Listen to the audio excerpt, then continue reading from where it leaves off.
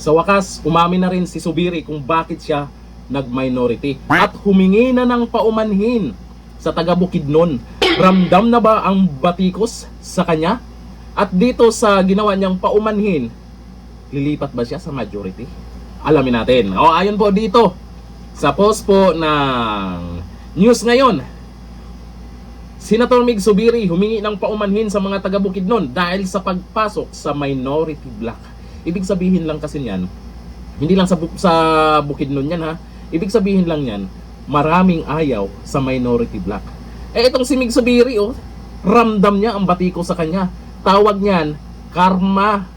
Humingi ng paumanhin. Eto na. Si Senator Juan Miguel Mig Zubiri sa mga residente ng Bukidnon kaugnay ng kanyang naging desisyon na sumama sa Senate Minority Block. Ano kayang dahilan niya? Pansariling dahilan ba? Sa isang press conference sa Malaybalay City noong May 27, inamin ni Zubiri na may ilang kababayan siyang nadismaya. Marami, hindi lang ilan. Dahil hindi siya sumama sa majority block. Kasabay nito, isiniwalat din ng senador na umano'y iniwan siya. Ito na ang dahilan. Iniwan siya ni na Senator Bongo, Senator Ronald Bato de la Rosa, Senator Amy Marcos at Senator Robin Padilla noong panahon na siya pa ang Senate President mula 2022 hanggang 2024. Ibig sabihin yan, gumanti ka lang. Nasaan na yung paninindigan nyo para sa bayan? Nasaan na yung pagiging senador mo na piliin pa rin ang tama kaysa may tama? Ayon kay Zubiri, dati umano siyang nakatanggap ng matinding suporta mula sa 4 na senador at tinawag pa siyang best Senate President ever. Malay natin kung may nakitang mali sa'yo. Malay natin hindi mo nagampanan ng maayos ang pagiging Senate President mo kaya naghanap sila ng karapat-dapat. Tapos, sasama loob mo? Yan pala ang dahilan. Kaya ayaw mo sa majority.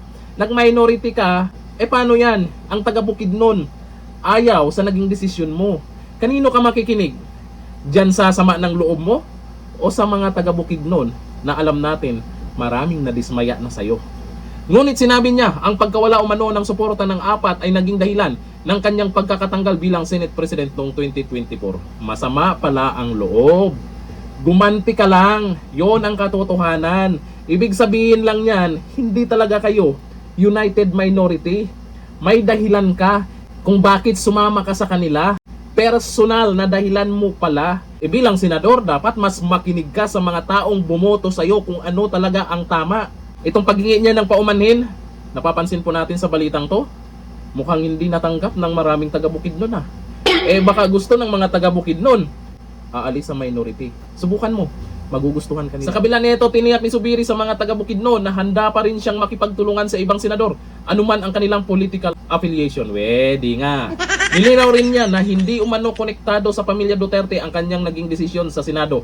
Di nga. Sino yung mga senador na yun na nabanggit mo na hindi ka sinuportahan? Yung ginawa nyo kasi na pag-walk out sa Senado, yun yung isa sa maling nagawa nyo sa minority block. Lalong walang lilipat sa inyo. Bakit? Ayaw naman ng ibang senador na kasama sila sa pagtatawanan sa social media.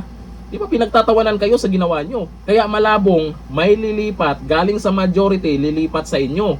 Baka nga ikaw lilipat sa majority. Dito pa lang sa mga sinasabi mo kung ano yung dahilan mo kaya nag-minority ka. Mukhang sa mga susunod na araw baka kausapin ito nila Bongo, yung nabanggit niyang pangalan. Malay kausapin itong si Zubiri. Kasi ito naglabas na ng sama ng loob. Malay natin, di ba? Ayon dito sa mga nagkomento, Zubiri, kung talagang nakuha mo yung loob ng mga taga Bukidnon at ilang mga netizens diyan sa apology mo. Sabi ni Isa Borgonyos, gumanti ka pala ngayon. Pangit na dahilan yan na nag-minority ka dahil yun pala may sinasabing pagganti. Sabi ni Cirilio Bautista Torrefranca, yan pala ang panindigan mo, Senator Migs, gantihan lang. Naku, mukhang negative sa'yo to. Sabi ni M. Labletos Caracas, sa maleta ka na magpaliwanag.